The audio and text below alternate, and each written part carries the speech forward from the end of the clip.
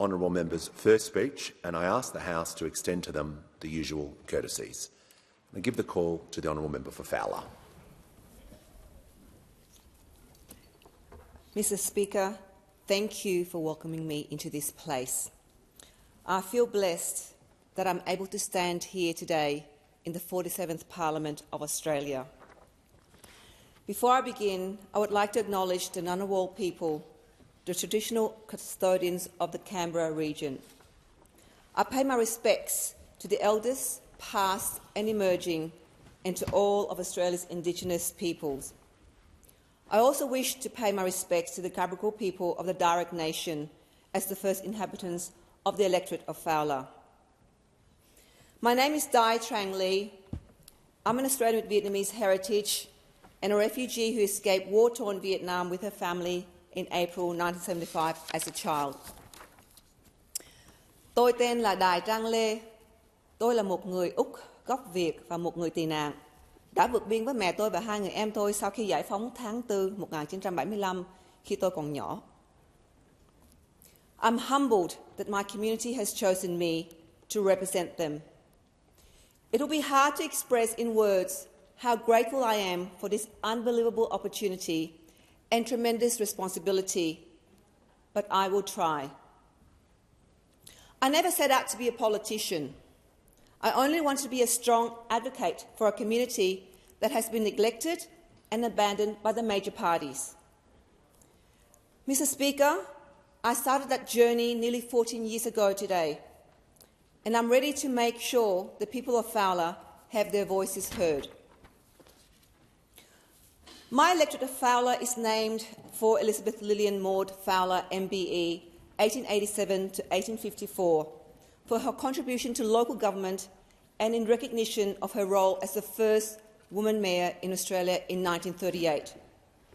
She was a trailblazer in local public service, a woman ahead of her time. As someone who comes from and deeply believes in local government, I couldn't be more prouder to represent Fowler. Mr. Speaker, many of my colleagues in this chamber will attest that one of Australia's greatest Prime Ministers, the Honourable Gough Whitlam, proudly represented the people of Fowler as I do today. And I'm sure he would have agreed that while it is a privilege to represent the people of Fowler, we are not a privileged people. We are the forgotten people, and yet we are the backbone of Australia. Fowler is an amazingly rich area in culture, talent, people and landscape. We are one of the most culturally diverse electorates in the country. Our residents and families come from more than 130 different cultures around the world and have called Australia home. More than half the population, 52%, were born overseas, and almost 70% speak another language other than English. Nearly 10,000 refugees have been resettled in our region, in particular Fairfield City Council area, between 2012 and 2017, more than any other cities in Australia. Many come seeking opportunities, possibilities and freedom. We are a settlement city, and proudly so, since the Second World War. But a settlement city has its own challenges. We have the third highest unemployment rate in the country at almost 10%, which is about 3 times the national average of 3.5%.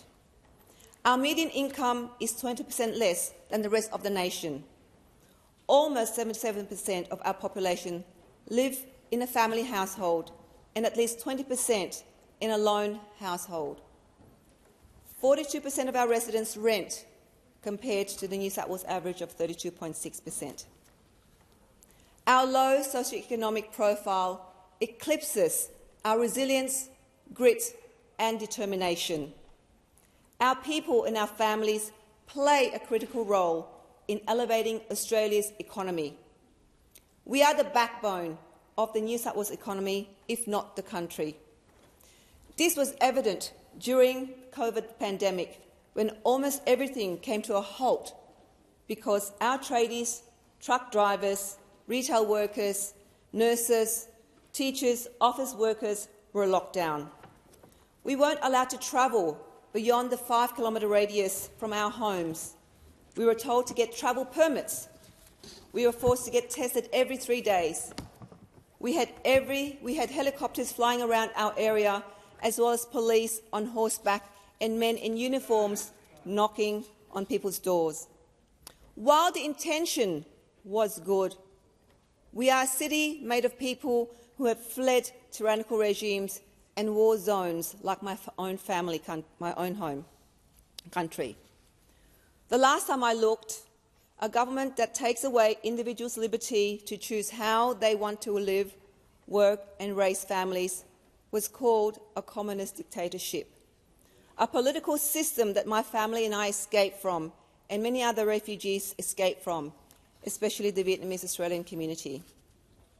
But despite what has been thrown at us from mainstream media over the years, despite the lack of investment in our great city, despite the lack of resources to make lives better for our hard-working citizens, our people soldier on, placing their hopes, dreams on their children to study well, to do well, to live well, and to give back to the community. Not only are we the most resilient, embracing and courageous community since COVID, we are the most vaccinated and the most locked down and the most tested. I'm so proud to have grown up in this amazing place among these amazing people. I have witnessed its growing pains over the years and now witnessing its maturity as a cohesive, embracing and accepting multicultural community. Our Fowler electorate stretches from the wonderful Western Sydney parklands covering the suburbs of Abbotsbury, Edensor Park, Greenfield Park, St John's Park, Prairie Wood, Bosley Park, where the great Marconi Club was born, to the west of the electorate were families in the suburbs of Bonnerick, Mount Pritchard, Cabramatta, Canleyvale, Canley Heights, Fairfield East, Villawood and Carramar and Lansvale enjoy the diversity of cultural cuisines, religious places of worship, as well as the Georges River, which connects it to the Chipping Norton Lakes. Mr Speaker, like many in the electorate of Fowler, mine is a refugee settlement story. I was 7 years old when Saigon fell during the Vietnam War in April 1975. My mother was forced to flee with my 2 younger sisters, escaping communism. It was a time of chaos and confusion. I remember running with my mother and 2 younger sisters, scrambling to make our way onto a boat and pushing through the cries and screams of women and children. I had no idea what was happening.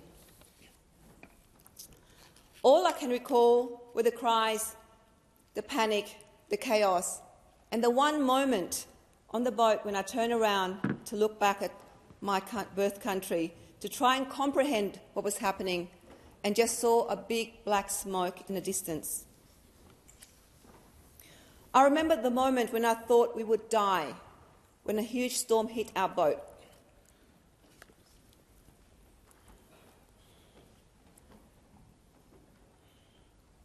I remember my sister V and I hanging on to our dear life while my mother held my other sister tightly in her arms with her rosary beads spraying.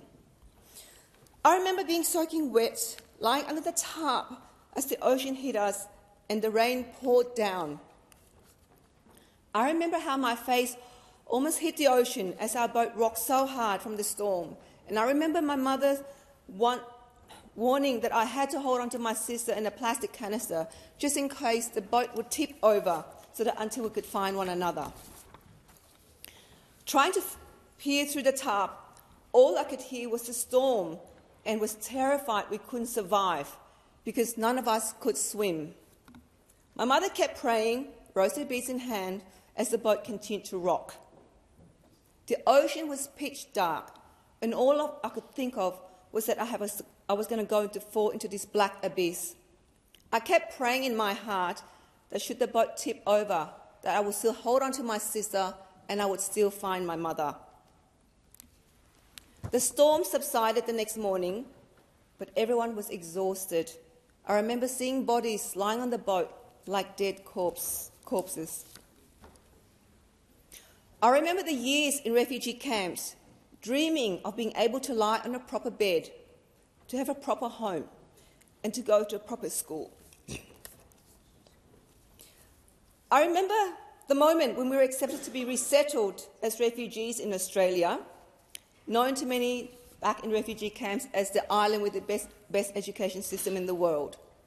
And remembering, as we stepped out of Kingsford Smith Airport, the feeling of gratitude and freedom. We were filled with hope as we looked out onto the horizons of endless possibilities.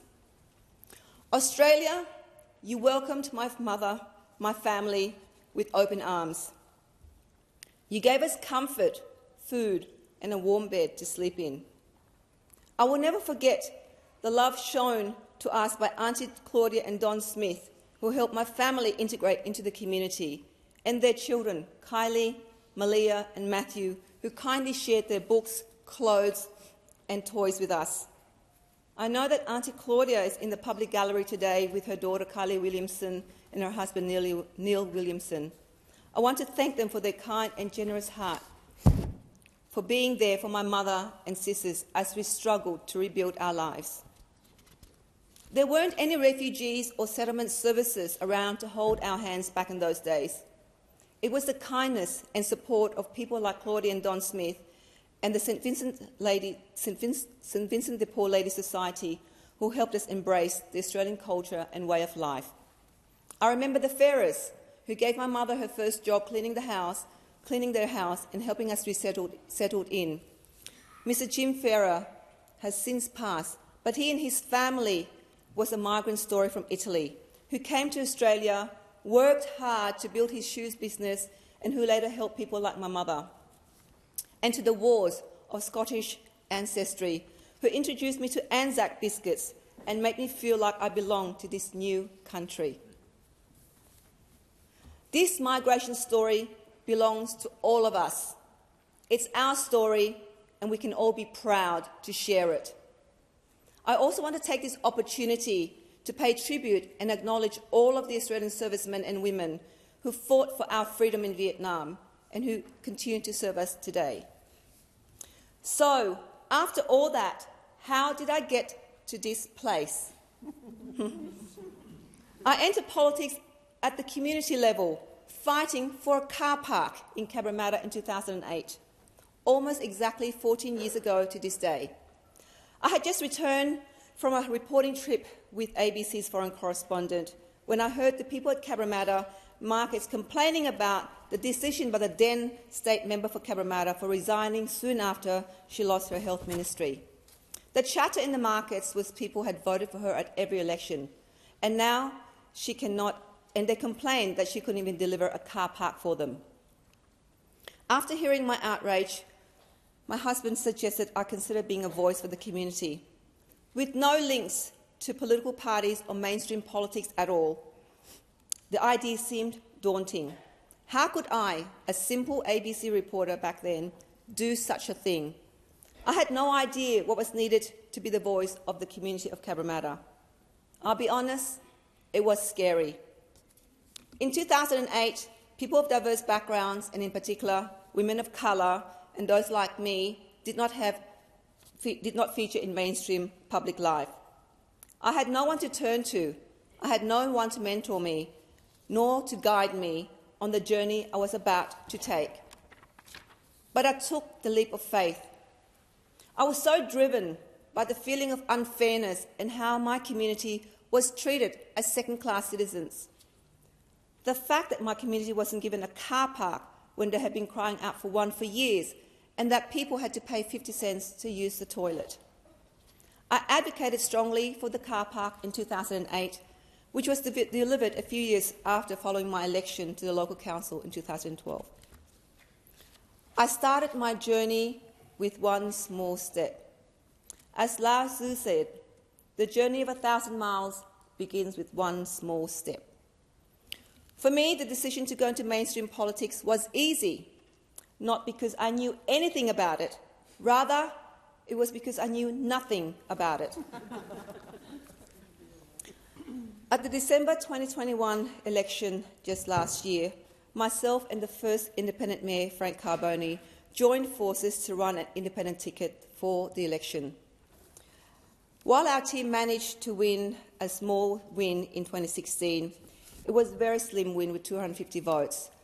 At last year, we won the majority, with 10 of our 13 councils elected.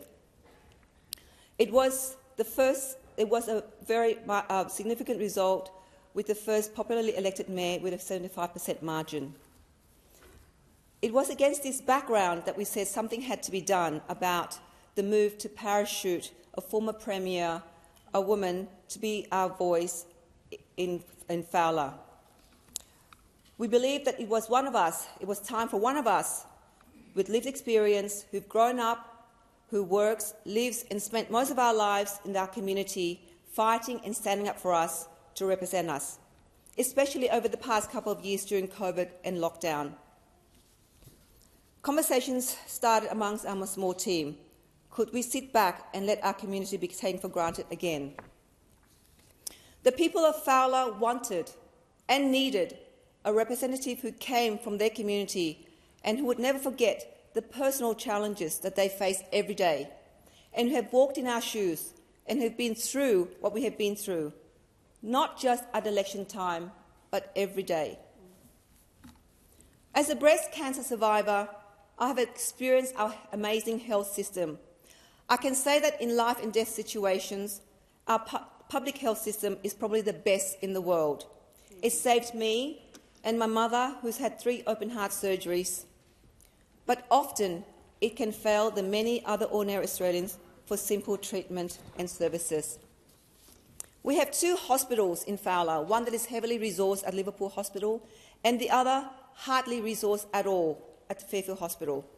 In 2019, I campaigned for Fairfield to get funding in order to have Wi-Fi, because the hospital doesn't have the electricity capacity load to enable Wi-Fi. At the start of this year, while attending one of our amazing cultural events, the Lunar New Year, I was approached by 2 young women who stopped to thank me for campaigning for the improvement to the hospital.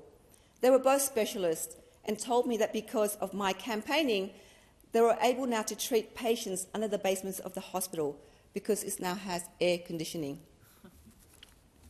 As long as I'm in this House, I will continually ask that both federal and state governments reassesses its health funding allocations so that it is equally distributed to our hospitals. Liverpool Hospital, despite the funds, is also overstretched because people and cases are pushed there. As a result, staff are under-resourced, stressed, and people are not seen on time and get frustrated because of the lack of care and service. This government can do more for families and communities like mine in Fowler. We need funding restored to Fairfield Hospital so that it can cater to the ageing and culturally diverse population, so that it doesn't put pressure on the Liverpool health system. We have a large percentage of young people in Fowler. Many children of migrant and refugees are moving back into the area to be closer with their ageing parents, and there's more affordable housing for those who can afford it, and to set up businesses that allow them the flexibility to spend more time with their families. Fowler has formed in small business, 13,190 according to the recent ABS statistics for our division. Small business makes up 98% of all businesses in Fowler. While the government recently announced the increase in migration of 195,000 to assist with the lack of skill shortages in Australia, I asked the government to first look locally to address this skill shortage, because in my electorate of Fowler, there's almost 10% unemployment. I would also like to ask the government to look at the reasoning why we have skill shortages. I know of qualified people who were forced out of a job because of the vaccine mandates. We need to rethink this and include them back into the workforce. We must learn to live with COVID. We also have migrants and refugees with professional qualifications who are now working in underqualified occupations. We must work to swiftly create pathways for recognition of their qualifications so that we can engage their skills in our community. And if we are to bring in more migrants, the government has the duty to ensure that there are immediate plans to build more housing, more public transport infrastructures, more local services to accommodate for this planned increase. Our community has seen the settlement of almost 10,000 refugees with no additional funds to hospitals, schools, waste services, roads maintenance, traineeships or jobs opportunities. While it might sound and feel good to bring more people, we must ensure that they are set up to succeed and to be included in community and provided with housing, education and other opportunities.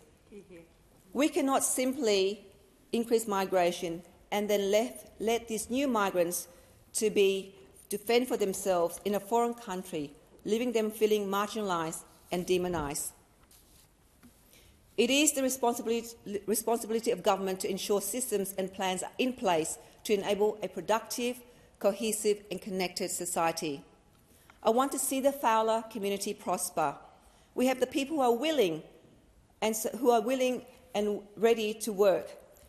So we're looking to the future of technology and IT hubs in Fowler as part of the Three Cities Plan. We want to be the bridge between business and diverse communities to build wealth for our communities and our country. Our electorate has produced some of the best and diverse talent in Australia. In sports, we have Mark Bosnich, Steve Smith and Michael Clark. In food, we have Luke and Pauline Nguyen, whose parents opened one of the first pho shops in Cabramatta, which is a beef noodle soup for the Vietnamese community. And Angie Hong, the founder of Cabramatta's landmark restaurant Tan Bin, and her son Dan, an Australian chef, restaurateur and television host of SBS Food, The Streets with Dan Hong. In the creative space, we have the talented Maria Tran, the first Asian Australian woman who started the female action film movement that challenges gender stereotypes. We must invest in our children. It's our job to plant the seeds of success today for a future Australia that we can all celebrate. I will work towards getting many of our local schools into permanent buildings. And nobody should have to go to school in years in demountables. And our education system should be ready technology-wise so that the young children can tap into the future of work. Is our educational system fit for the future of work? My son is currently studying second year at university, and he told me many students are given videos to watch as part of their lectures. There's hardly any student-lecturers interactions. Since COVID, many young people are finding that they're no longer connected to what's presented to them on a laptop. Young people must be supported as they struggle to study, to find work and to figure out their place in this fast-paced social media-driven world that we're now living in. Increasing traineeships, apprenticeships, internships will encourage and provide the platform and resources for our youth to be innovative so that they can add value to solving some of the world's problems. We need funding to build facilities that will care for our elderly, especially those from culturally and linguistically diverse backgrounds, who are often forgotten. We need to plan for equitable, accessible and affordable health services for those with special needs and vulnerable. So I'm here to represent the families of Fowler, those who wake up early every morning, the working people, the people trying to juggle a mortgage and pay rent, or work in a factory, or run a family business, or while getting their young to be educated. I am their voice. We have often been misrepresented and misunderstood. But get to know us and you'll see we are more than a headline. We are so much more. I'm here to fight for resources, for facilities and for funds for my community. Fowler, you fought for me and stood up for me, and I will stand up for you. So that our children will not be forgotten and overlooked. As long as I have the honour to represent the Fowler community in this House, you will hear me calling out for the funding we need for our children, for our education and health and local services that we deserve. To my people, my community of Fowler, I wouldn't be standing here in this 47th Parliament without you. I'm here to serve you with integrity and transparency. I'm accountable to you. Know that I will fight for our rights to celebrate and promote our amazing cultural diversity that this country has afforded us. And I will also stand up to defend our freedom to express our different perspectives, thinking, and share our ideas with respect for each other. No one human being can be, think, and experience life like another, not even in a close-knit family. And know that of the 151 members of Parliament, we have achieved the most unique result. I can say with hand on my heart that you, the people, delivered me. Not any major parties, nor any funders. It's you, the community, and my family's mortgage.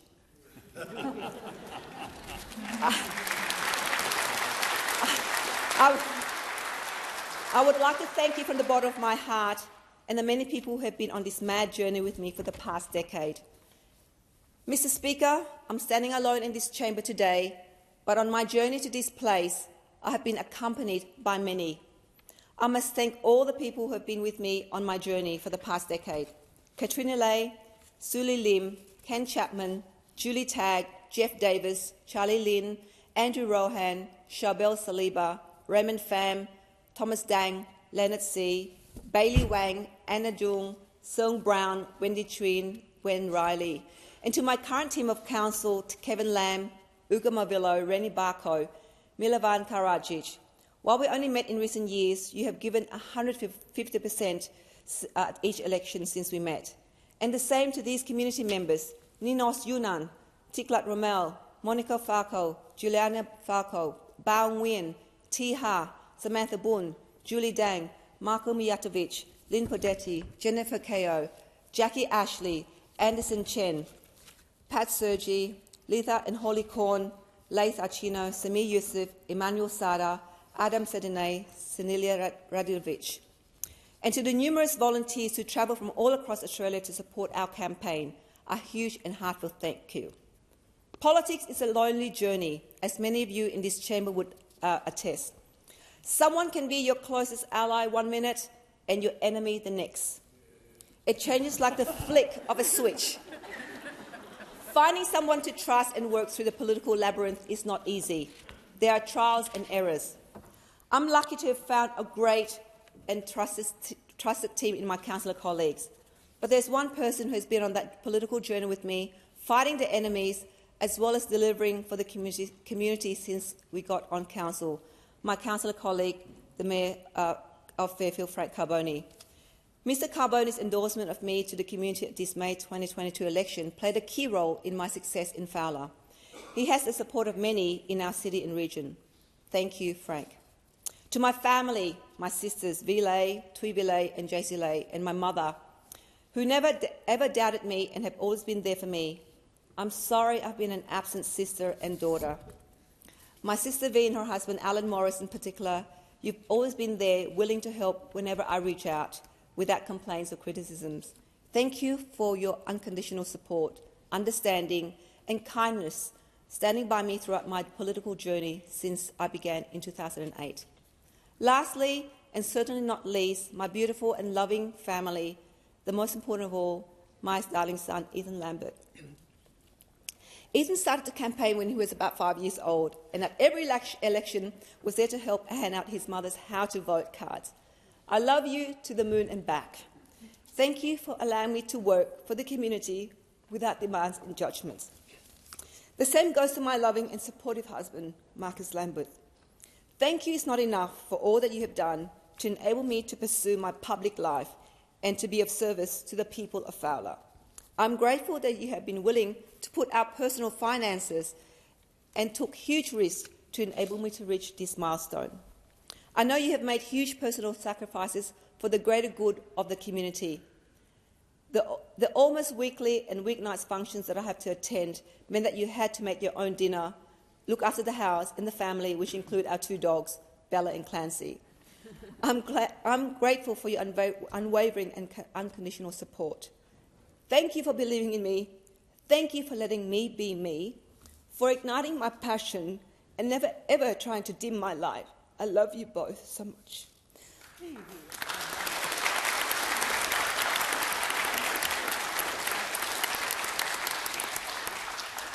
I began my journey in this place in the same way I began my life in public service, with hope, with passion, and with relentless commitment to do what is right for the people who live in the electorate of Fowler. The people of Fowler are my people. Our story belongs to every Australian. Mr. Speaker, thank you for your time.